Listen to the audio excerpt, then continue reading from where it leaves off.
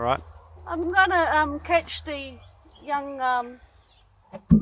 8-year-old who Bullseye, who's has said he's never had a halter on him or really had any contact at all in his life. So he's really pretty wild, but he's actually got a kind nature, which I'm finding, which makes life a lot easier.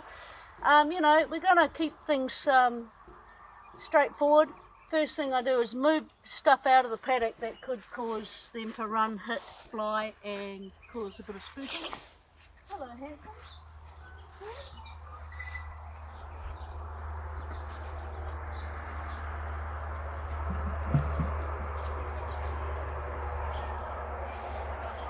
I'm really quite pleased because he's coming to me and following me, etc.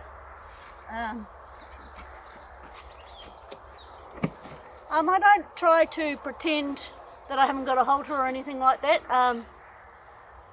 The horses, if you do that sort of thing, they just learn to not trust you. So, you know, it's silly to hold your halter behind your back and sort of sneak up on them and that sort of thing. So, you know, he knows about now that I'm probably going to catch him.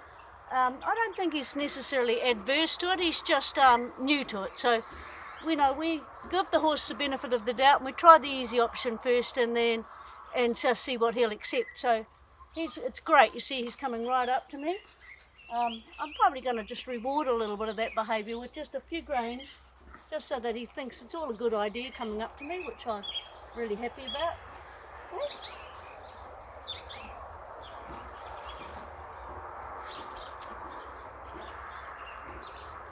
Now if I follow him, there's a good chance you hear the roar from him.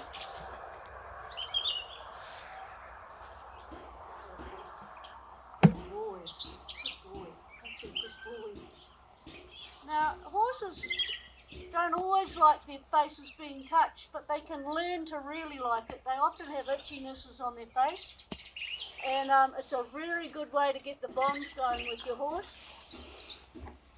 is to give them a good head scratch. It also gets them used to not being so worried about the face being handled. So I'm not in a hurry. You know, the main thing is when you're working with young horses is do not try to say, right, I have to get this done. Do what needs to be done at the time. So the main thing for me is that he stays relaxed and he has a good attitude about everything that we're doing at this stage. So right now, as I said, I don't go around there and start harassing him or anything. There's a possibility he might even just walk up to me, but you know, he's just checking stuff out. He's quite a curious horse, as you probably see by his actions already. You gonna come up?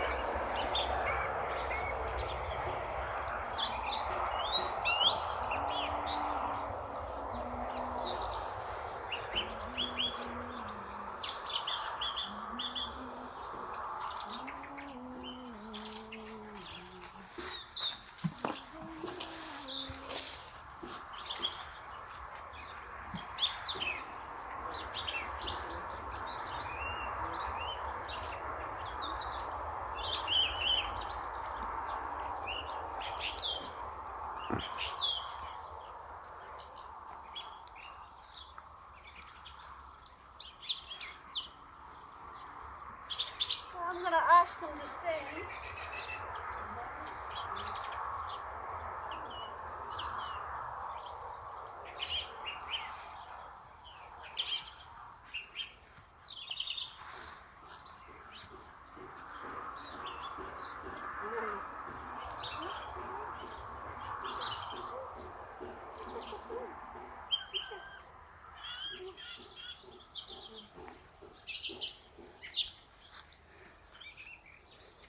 I'm just putting an energy wall at the front of him, and this horse is very sensitive to that, so it's really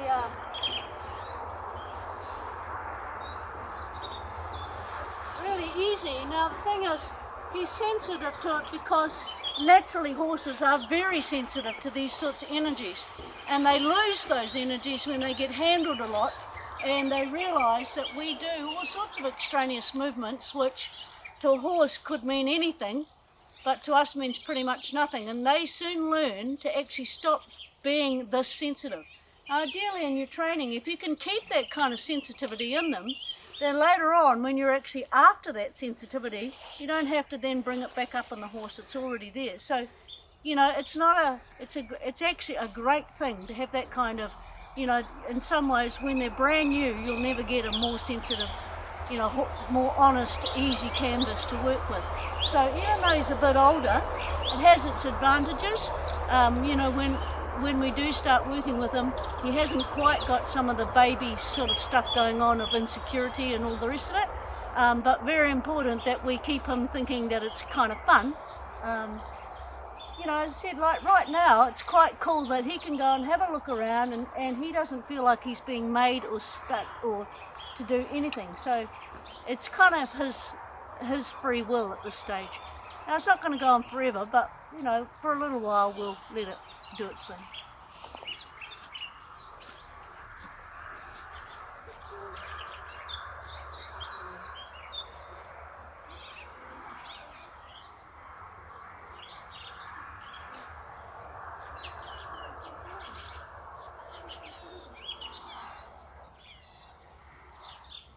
That's a good boy.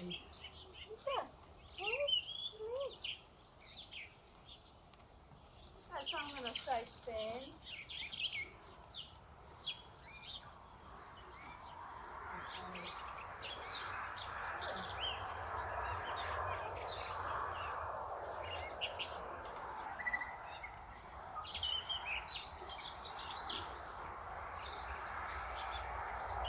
I'm going to move him into a slightly smaller area to make it easier for me to.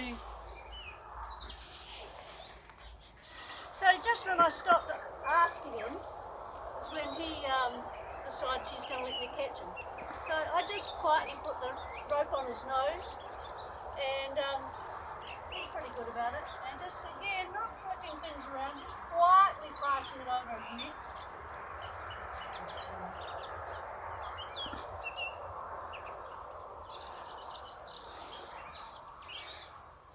And when you're using these rope holders, keep them up high so that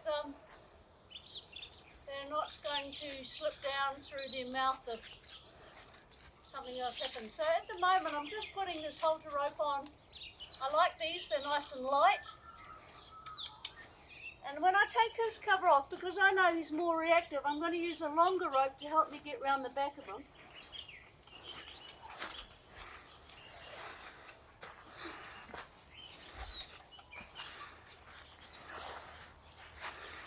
Good boy.